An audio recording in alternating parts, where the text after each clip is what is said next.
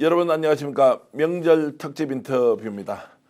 좀 더 색다른 시각에서 지금 현재 윤석열 탄핵과 내란 사건을 좀 들여다봐야 할 것 같습니다. 김건희가 갑자기 사라지고 없습니다. 어딘가에 숨어 있습니까? 아니면 배후에서 뭔가 거대한 계획을 세우고 움직이고 있느냐. 이런 부분에 대한 것들 오늘 얘기 나눠보겠습니다. 최재형 목사님 귀한 자리 만들었습니다. 어서 오십시오. 네, 반갑습니다. 자, 시간 이렇게 내주셔서 너무 감사드리고요. 네. 자, 명절입니다. 네. 자, 미국에 가족들도 계실 텐데 못 만나고 계신 지가 오래됐죠. 2년째입니다. 2년째다. 네. 예. 혹시 미국으로 돌아갈 계획을 현재 갖고는 계십니까? 그러면요. 예. 지금 언제쯤 언제 지금이라도 가야 되는데 예. 올해도 4월까지 출국 금지 명령을 내렸더라고요. 법무부에서. 그래서 못 가는 거죠. 4월 달까지 지금 출국 금지돼 있고 이거 출국 금지를 해제해 달라고 요청을 하고 이렇게 하지 않습니까? 합니다. 우리 변호사가 예. 요청도 하고 의견서 냈는데 안 되고 있습니다. 안 되고 있다는 네. 것은 이제 지금 뭐 여러 가지 이제 고소고발 사건이 워낙 많아서 억울하지만 어쨌든 또 조사를 받지 않을 수가 없는 상황이 계속 이어지기 기소된 때문에 건이 있다든지 재판 네. 중에는 출국 금지가 되는 걸로 알고 있는데 아마 그런 연유 때문에 안 풀어주는 것 같습니다. 미국 시민권자인데도 우리 그렇습니다. 내국인과 똑같이 이렇게 이제 출국 금지 조치를 그렇습니다. 하는 모양이죠. 뭐 속지주의, 속인주의 적용에 따라서 네. 여기는 이제 속지주의다 보니까 아마 그런 것 같아요. 야, 그러면 이제 한국에서 혼자 이렇게 생활하신 지도 이제 2년 이렇게 지금 되신 거죠. 네, 예. 참 고생이 많으신데 저희들은 뭐 목사님을 통해서 정말로 명품백을 비롯한 여러 가지 사건의 핵심적인 내용, 진실을 알게 돼서 참 좋은 일이지만 개인적으로 겪고 있는 고충이나 이런 좀 고난은 참 안타깝다는 말씀밖에 드릴 수 없어서 죄송합니다. 아유, 별 말씀을. 예. 자, 오늘 이제 윤석열 내란과 탄핵 그리고 김건희와 관련된 얘기를 이제 명절 특집으로 좀 해보려고 하는데요. 생각보다 탄핵이 순조롭게 가지는 않은 것 같습니다. 내란 사건도 명확한데도 또 반발이라고 해야 됩니까? 아니면 폭동을 일으키면서까지 이렇게 극렬하게 저항하는 이런 상황. 네. 혹시 목사님은 이럴 것이라고 예상하셨나요? 다분히 예상했죠. 그렇습니까? 예, 반동이 있고 반격이 있고 이제 그 조중동이라고 하는 이런 보수 언론 혹은 용산의 권력, 그 다음에 자본 권력, 또 극우 세력 이런 카르텔들은 쉽게 자기들의 기득권을 포기하지 않지 않습니까? 그렇기 때문에 어떻게 하든지 사력을 다해서 그들이 이 내란 혐의 또 이 계엄령에 관한 이 혐의를 벗어나려고 우리 역공을 하고 있는 지금 상황이지 않습니까? 오히려 거리 곳곳마다 지금 현수막 붙어 있는 거 보면 민주당이 내란 선동을 한다고 다 적혀 있습니다. 거리 곳곳에 서울에. 그러면은 이게 말이 안 되는 거지 않습니까? 지금 뭐 민주당이 무슨 내란을 선동했습니까? 예. 단순화시켜서 보면 자, 지금 윤석열에 대한 체포영장 청구 그리고 구속영장 청구와 구속집행 이런 일련의 과정은 현재 권력이 임명한 사람들이 지금 진행하고 있지 않습니까? 어쨌든 그 수사기관이든 정부기관의 책임자는 윤석열이 다 임명한 사람이지 않습니까? 그렇습니다. 그런데 그게 왜 민주당 때문에 그렇게 됐다라고 하는 것도 논리비약이 너무 심하다 이런 생각이 좀 드는데요. 논리비약뿐만 아니라 그러니까 비논리적이고 예. 사실관계 확인에서도 전혀 맞지가 않고 뭐 지금 이제 그 헌재에서 윤석열 씨가 나와서 이제 진술하는 거나 김영현 장관이 나와서 진술하는 거 또 국회 국조특별위원회에서 이제 장성들이나 뭐 국정원 차장이 나와서 이런 발언을 하는 거를 보면 지금 유일하게 사실을 말하는 사람은 홍장원 차장뿐이 없는 것 같습니다. 네. 나머지는 다 그냥 궤변과 거짓과 그러니까 어떤 사람들은 초창기에 그 사령관들이 막 눈물을 흘리면서 뭔가를 밝혀낼 때 정말 저분들이 이제 진실을 말한다라고 하지만 저는 그때도 진실을 말하는 게 아니라 난파선에서 탈출하려는 의도에서 말을 한 거였지 그게 진실을 말하는 차원은 아닌 걸로 우리가 받아들여야 됩니다. 그렇기 때문에 지금 헌재에서 다루고 있는 모든 혐의 자료라든지 또 공수처에서 다루는 자료들 이런 거는 이미 기자들이 취재하고 또 수사관들이 조사하고 수사해서 취득한 자료였던 거지 저들이 먼저 자발적으로 뭔가 진실을 밝히기 위해서 이 사건의 본질을 규명하기 위해서 연루자들이 스스로 제출한 서류는 없습니다. 예, 그건 분명히 아셔야 돼요. 예. 자, 그러면은 이제 국회에서 탄핵 가결이 되고, 자, 수사기관에서 내란죄 수사를 내서 인신구속을 했고, 헌법재판은 생각보다 빠르게 진행되는 이 일련의 과정에서도 포기하지 않을 줄 이미 예상했다. 그렇습니다. 우리는 이미 구속이 되고 탄핵 심판이 가결될 가능성이 99.9%이니 포기를 하고 반성하고 그리고 또 보수 정치 세력은 대선을 해야 하니까 뭔가 좀 혁신 또는 변화, 개혁 뭐 이런 것들을 할 줄 알았는데 전혀 뜻밖의 상황이 벌어지면서 끝까지 지금 저항을 하고 있는 이것이 윤석열 의도대로 과연 본인이 뜻한 바를 이룰 수 있습니까? 지금 이 윤석열 탄핵 내란 사태의 본질이라고 하는 것은 여야 대립의 문제가 아니지 않습니까? 진영 논리도 아니고 이거는 민주공화정의 위기고 헌정질서의 위기고 민주공화국의 가치가 파괴되고 훼손된 이 사건인데요. 윤통이 이 민주공화국의 가치를 무력으로 파괴한 사건이 이 사건의 본질이잖아요. 그래서 뭐 진보 보수 대결, 뭐 여야 대결, 진영 논리 프레임으로 자꾸 이제 국힘당이나 용산이나 또 당사자들, 혐의 당사자들이 이렇게 프레임을 변질시키고 있는데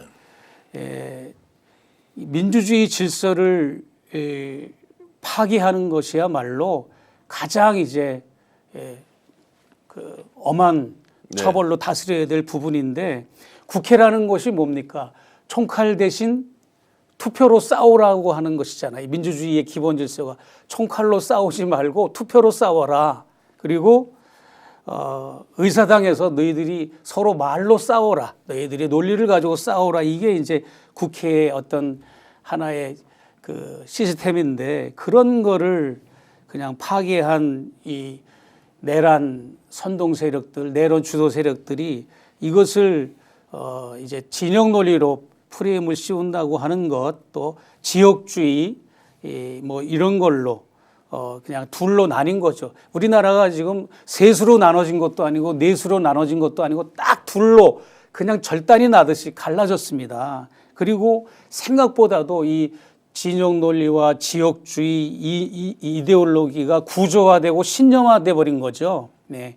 그래서 굉장히 좀 심각하게 저는 보고 있습니다. 자, 그러면은 저는 지금 생각보다 탄핵도 늦고 내란 수사도 늦어지고 있다. 맹태현 게이트도 마찬가지다. 이렇게 생각하고 있는데 목사님이 보시기에는 이 정도 지금 속도로 진행되는 것도 대단한 일이다. 결국 민심이 국민적 압박이 수사기관을 움직였기 때문에 성과가 매우 크다. 이렇게 보십니까? 좀 부족하다. 이렇게 지금 판단하십니까? 저는 적당하다고 봅니다. 적당하다. 왜냐하면 우리가 민주당에 답답한 것도 있다고 많은 분들이 얘기도 하지만 지금 이 야당과 민주당이 이 정도로 했기 때문에 지금 이나마도 지금 현재 이렇게 이런 추진 상황이 이루어지고 있는 거지 만약에 지금 민주당과 야당이 적극적으로 투쟁하지 않았다면 지금의 현 진도가 나가지 않았겠죠. 예. 네. 아, 그러면 이제 조급함이 생기지만 이 정도만 하더라도 잘 가고 있는 것이다. 조급한 거는 사실이고 미흡한 거는 사실이지만 더 정비하고 더 주밀하고 치밀하고 디테일하게 더 이제 그러니까 숲을 보고 나무도 보고 숲도 보고 현미경으로도 보고 만원경으로도 보고 이런 이제 양방향으로 이 사건을 이제 하나씩 프로세싱을 이루어가면서 이거를 이제 해결해 나가야 되는데 좀 더딘 면은 있죠. 네. 예, 많이 더딘 면은 있는데 그래도 많이 진척이 됐다고 저는 생각합니다. 자, 헌법재판소 탄핵은 예. 그냥 기정사실로 보십니까? 혹시라도 탄핵이 기각될 수도 있다. 그런데 이제 8명일 때와 네. 9명일 때가 다르지 않습니까? 예. 그런 면에서 지금 우리가 아니라면 안 될 부분이 어떻게 하든지 우리는 한 명의 그 헌재 위원을 임명할 수 있도록 우리 야당들이 더 최선의 노력을 한 번 더 해야 된다라고 생각을 합니다. 맞아. 자, 지금 우리 명절 인터뷰를 하고 있으니까 명절 끝나면 네. 뭐 최종적으로 헌법재판소 결정을 내린다고 하니까 네네. 그거는 뭐 임명하지 않을 수가 없을 것이다라고 얘기가 나옵니다. 네네. 그렇게 전망 안 하십니까? 그렇게 전망도 하는데요. 예. 워낙 또 이제 지금 이 대행이 좀 너무 이제 자기 방어, 자기가 살기 위해서 최대행은 지금 이제 모든 걸 이렇게 거부하고 또 이렇게 한 명을 임명을 덜 한 것도 사실 본인도 이 탄핵에 내란 계엄에 해당되는 공모자이기 때문에 그런 거 아니겠습니까? 근데 자, 헌법재판소에서 권한쟁의 심판을 해서 네. 이거 임명해야 한다고 결론을 내렸는데도 임명 행위를 하지 않는다. 이것도 우려하십니까? 그렇지는 않겠지만 그것도 사실은 또 어떤 꼼수를 둘지는 예. 몰라서 제가 자, 그러면 8인 체제 때와 9인 체제 때가 좀 결과가 달라질 수도 있다. 네, 9인 체제가 되면 확실히 탄핵이 되지만 8인 체제 때는 위험할 수도 있다. 이렇게 이제 지금 여전히 보십니까? 예. 8인 체제랑 9인 체제는 확실하게 다릅니다. 예. 예. 다르다. 이제 이런 말씀을 주셨고, 그러면 내란 사건 수사와 관련돼서 지금 현재 이제 공수처에서 검찰로 넘어갔는데 과연 검찰이 윤석열에 대한 수사를 제대로 할 것이냐 말 것이냐라는 네. 부분은 어떻게 전망하세요? 글쎄 검찰을 일단은 저는 믿어보는 수밖에 없다. 여러 가지 의혹도 많고 뭐 이제 김성훈 경호 이제 차장을 풀어준 것부터 시작해서 뭐 여러 가지 좀 미흡하고 미심쩍은 부분이 많지만 지금으로서는 다른 도리가 없습니다. 네. 검찰을 믿어보는 수밖에 없고 심우정 총장이 이 윤석열 권력과 이제 완전히 이제 차별화를 하고 객관성을 지니고 있다라고 이제 저는 보고 싶어요. 그렇게 아직은 그렇게 해석하고 싶습니다. 지금까지 이제 목사님은 스스로 순환을 많이 당하시기도 했지만 네. 검찰에 대해서 매우 비판적인 시각을 갖고 계시고 여전히 이제 국민적 불신을 이해도 하시지 않습니까? 네. 그럼에도 불구하고 윤석열 수사와 관련된 것은 검찰이 제대로 할 수도 있다 또는 할 것으로 기대한다. 이 말씀은 네네. 어쨌든 검찰에 대한 기대가 있다는 말씀. 네네. 으로 들립니다. 아직은 그렇게 볼 수밖에 없을 것 같습니다. 예. 뭐 너무 마음을 우리가 다 줘도 안 되지만 계속 모니터링하고 계속 감시하고 계속 예의주시하면서도 우리는 어떤 검찰이 진정성을 갖고 이 탄핵 수사를 할 수 있도록 국민적 지지라든지 감시를 병행했으면 좋겠다는 게 제 의견입니다. 자, 그러면 현재에서 지금 이제 윤석열이 보여준 태도, 김용현의 태도 이것이 궤변 수준이어서 야, 저 끝났다 이제 이런 평가가 많이 있고요. 네, 예. 그리고 또 국회 이제 국정조사 특별위원회에서 출두한 네, 예. 계엄 관련된 장성들의 진술 이제 이런 거를 보면 네, 예. 전반적으로 일단 평가를 어떻게 하시는지 두 번째 혹시라도 미국 같은 데서도 우리가 보통 청문회 이런 거 많이 보지 않습니까? 장군들이 나와서 막 네, 예. 진술하고 이런 걸 봤는데 그쪽하고 비교까지 좀 해서 설명을 해주시면 어떻습니까? 일단은 미국 같은 경우는 지난번 이제 그런 사건이 있었어요.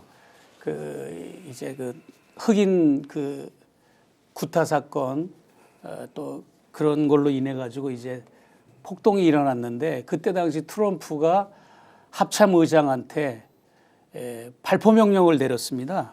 예.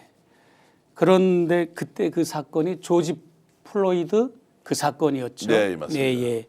그때 이제 인종차별 시위가 전국에서 곳곳이 막 발생하고 그러니까 이제 트럼프가 군 부대에 시위 진학 명령을 내렸는데 합참의장이 대통령의 명령임에도 불구하고 그걸 거부를 했습니다. 거부를 하고 오히려 모든 군부대에 또 서신을 내렸습니다. 자기가 합참의장의 입장에서.